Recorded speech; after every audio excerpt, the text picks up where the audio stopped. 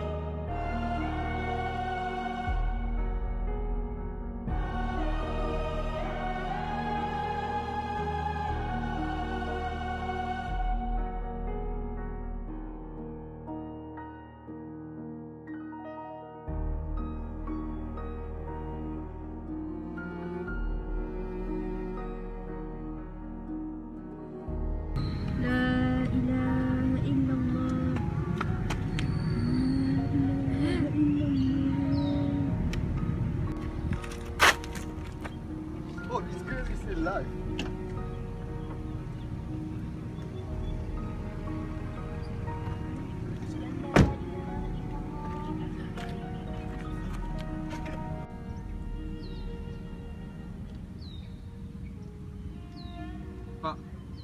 Pak, I'm sorry. Enough! Let police handle it, enough! Hello, police?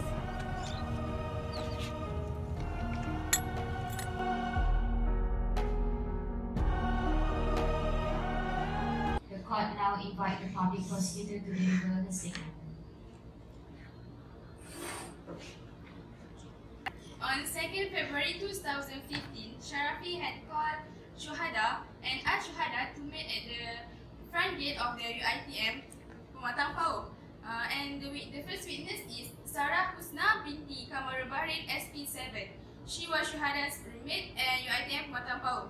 They were also in the same course.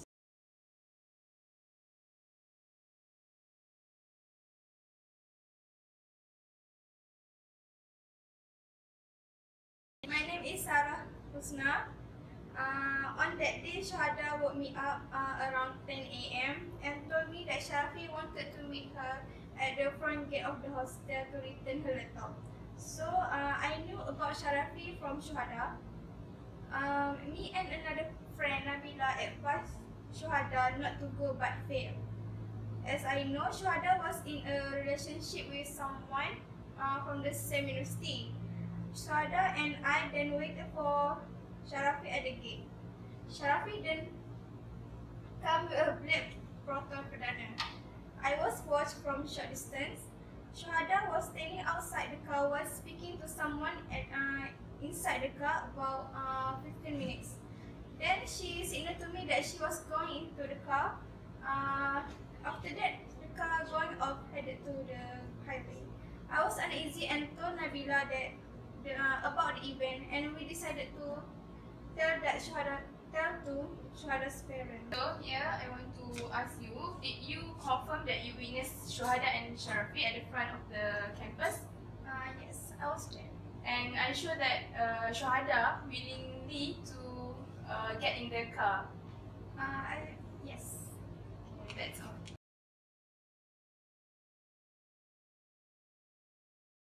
Next is Mat Iqbal bin Ahmad SP5.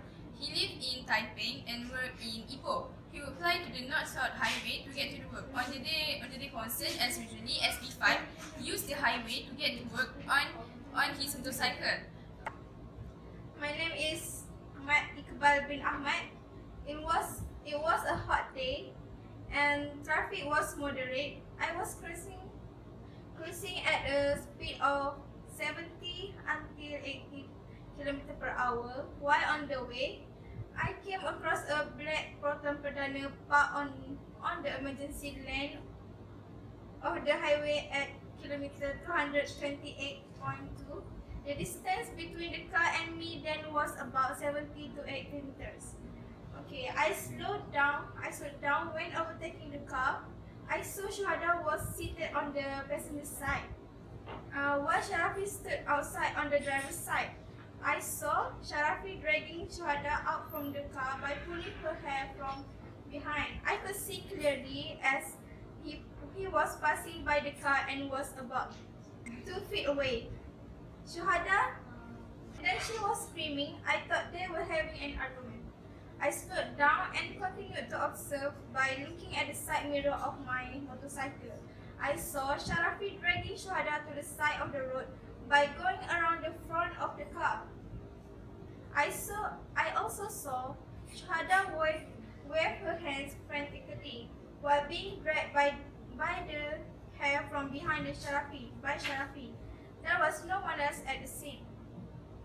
While moving towards the car at a distance of about 30 feet, I saw Sharafi going over the guardrail. Then I saw Sharafi going down the slope and joining the highway. I parked my motorcycle and went over the car. Shuhada was lying on the road. Shuhada was lying on the road next to the car. An elderly man was next to her and had covered her head with a cloth. At that time, Shuhada was bleeding but still breathing. The elderly man was giving Shuhada some water to drink and telling her to recite some holy verses. A small crowd had already gathered by then. About 40 minutes later, Sharafi came back. He had stepped over Shuhada and took a mobile phone placed next to the handbrake in the car. He also uttered the word, "Tak mampus lagi kau perempuan ni." Then Sharafi claimed that Shuhada was his friend when asked by some members of the public there.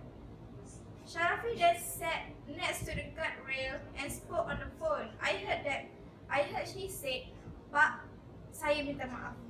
Some members of the public began to hit and kick Sharafi. I told them to stop and let the police handle Sharafi. I heard Sharafi claiming that Shuhada had slit herself. Sharafi then attempted to climb over the guardrail, but was stopped by those who were there. He was then tied up with his own belt. I stayed on until the police arrived. An ambulance then came and took Shuhada away. I heard Sharafi telling the police that Shuhada had thrown the knife down the slope next to the highway. I then saw some police officers and the members of this public scouring this area. The knife was eventually found.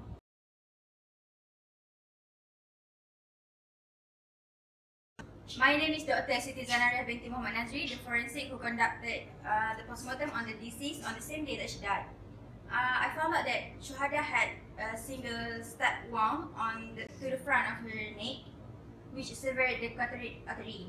The stab wound was 6 cm deep, and it was sufficient to have caused Shuhada's death, as it had caused her to bleed excessively. So, based on my findings, I could say that the wound was caused by another person and not caused by Shuhada in her attempt to kill herself. It is because the stab pattern would have been different if the deceased was the one who stabbed her own neck or her own throat. Okay, so other than that, I also found laceration on Shuhada's right elbow, and I have postulated that it was caused when she fell backwards on the road. Is it the knife that was found at the crime scene? Yes. That was the knife that I found at the scene, and I testify that that is capable of causing the wound that suffered by Shuhada. Hazwani bin Hafiz, which is the SP13, worked as the chemistry in the Department of Chemistry Malaysia. She had an attempt to obtain DNA samples of the blood stains on the knife, but was unsuccessful. As due to the high temperature and humidity, bacteria has already degraded the blood. That's all. Dr. Swaran Singh, SP15, a forensic psychiatrist which Hospital Bahagia Ulukita in Tanjung Rambutan, had as instructed examining Sharafi to determine his mental health. The SP15 had prepared a report. In essence, Sharafi was certified to be of sound mind during the incident and was also fit to stand trial.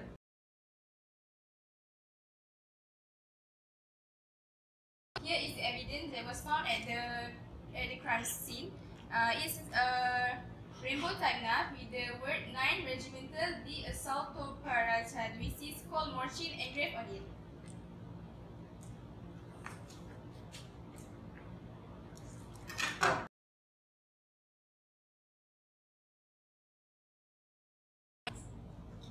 Sharafi claimed to have been in a relationship with Shuhada for the past 4 years. It was a secret relationship as he claimed that Shuhada's parents, who did not approve of him and had no inkling of their relationship.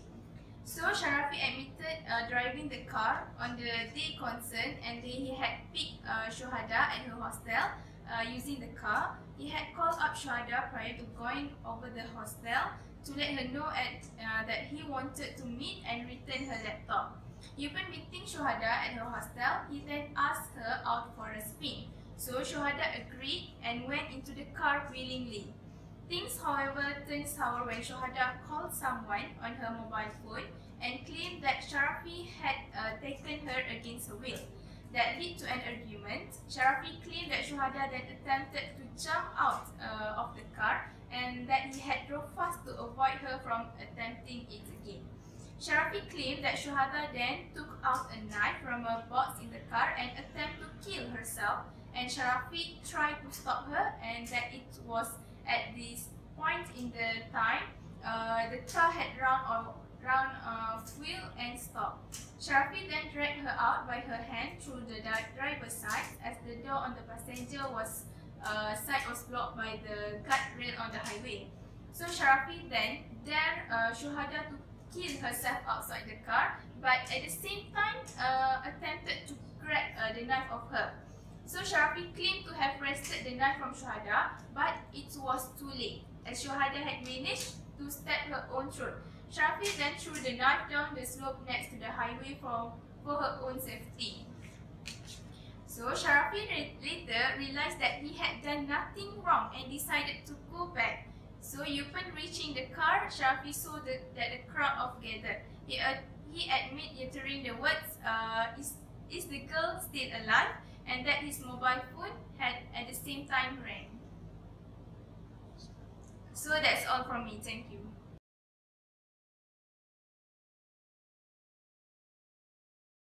My name is Sharafi bin Abu, and at the time I admit that I took Shuhada using my brother's car at her hostel. Before that, I called Shuhada to tell her that I want to return her laptop. Upon meeting Shuhada, I then asked Shuhada to go out for a spin for a while. Shuhada agreed. Then she entered the car willingly. Thing, however, turns sour when Shuhada had called someone and told that I had taken her forcefully. Shuhada didn't want to jump out from the car, so I speed up my car so she won't get hurt by jumping out of the car.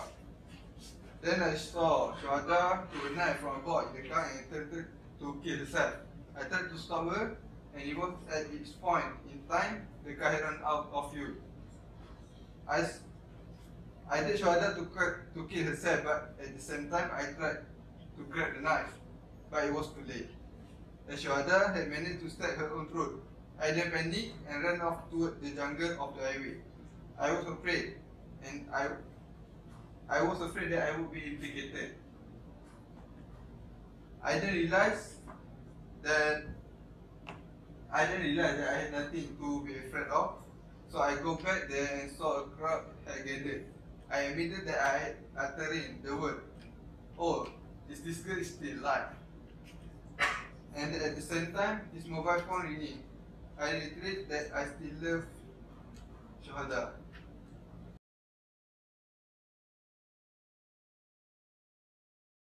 My name is Datuk Dr. Bhupinder Singh, anak laki Jaswant Singh.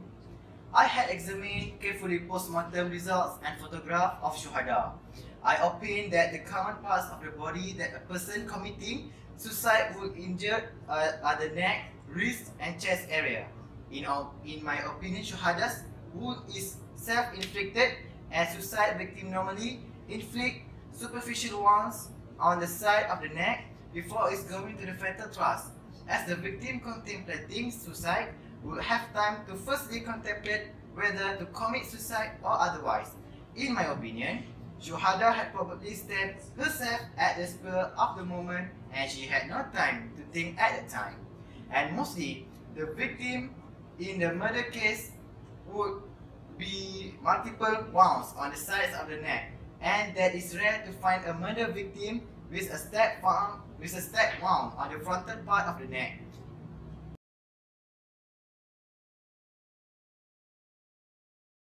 In this case, the cumulative effect of all the evidence leads to an irresistible conclusion that it was Sharafi who had stabbed Shuhada, causing her to suffer an injury which was sufficient in the ordinary course of nature to cause death under Section 300 Clause C of the Penal Code. It is this court finding that the prosecution has proven its case beyond reasonable doubt against Sharafi, and that he has failed to raise any reasonable doubt. I therefore find Sharafi guilty for the murder of Shuhada under Section 302 of the Penal Code and sentence him to death by hanging. That's all.